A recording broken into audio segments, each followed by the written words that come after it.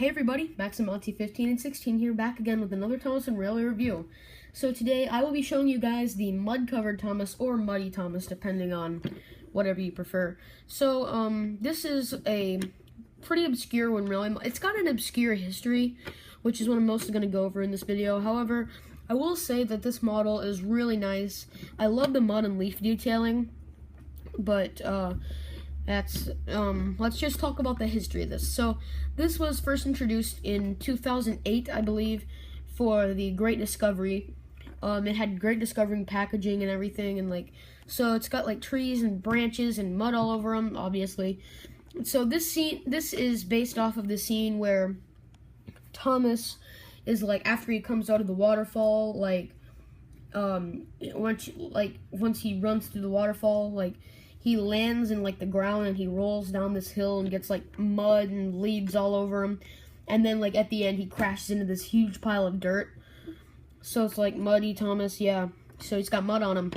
It's really just a stock standard Thomas with actually a Thomas Comes to Breakfast smoke box, sorry, and then he has the Thomas and the jet engine face. So this is just a really weird item when you come to think of it. So it's they take the Thomas and the jet engine pack, and then they get the face from the Thomas and the jet engine, and they paint mud on it, which has a reddish tint to me, and almost looks like blood if you think about it. But I'm not going to get into that because, Shed 17 and everything. But yeah, don't watch Shed 17, guys. Don't please don't. And they just painted leaves and mud all over them, and so that's it. And then they got the tree branches from the Thomas Comes to Breakfast mold. So yeah, this is just a hodgepodge of different Thomases put together. And so after that, this was discontinued by itself in 2010, but it still went on in some really weird promotional packs. For example, this was included with George in a 2-pack. I have no idea why. They probably just had they probably just had too many Georges and too many of these Thomases, so they decided to sell them together. I don't know, that's my guess, but it's really, really weird.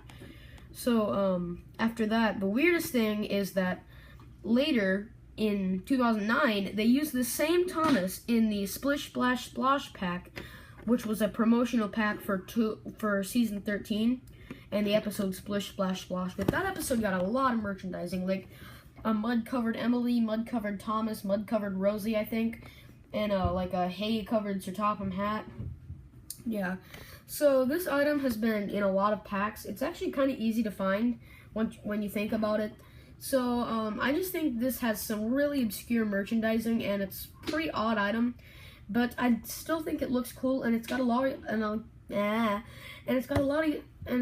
of story potential. Sorry for that mess up. I can't speak today.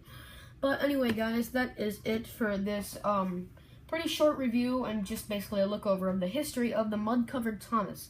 So anyway,